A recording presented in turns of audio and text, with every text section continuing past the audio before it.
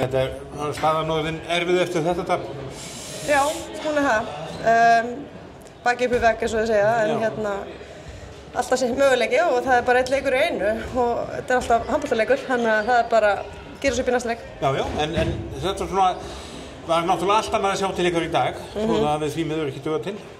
Nei, bara já, við erum bara horfið það, betri leikur og við sýndum okkar rétta andlit og fyrir mitt leiti finnst mér ennþá eitthvað alveg hellinginni. Já. Við erum náttúrulega að verja mikið frá okkur, við missum í vörn á stöðu sem við viljum ekki missa og ýmislegt, viljum keyra það betur og keyra betur tilbaka og við eigum alveg ennþá eitthvað inni, þannig að það er bara að sýna það í næsta leik og taka eitt fyrir einu núna. Það var kannski upphafskaflinn í seinni hálfleik sem var eitthvað svolítið dýr.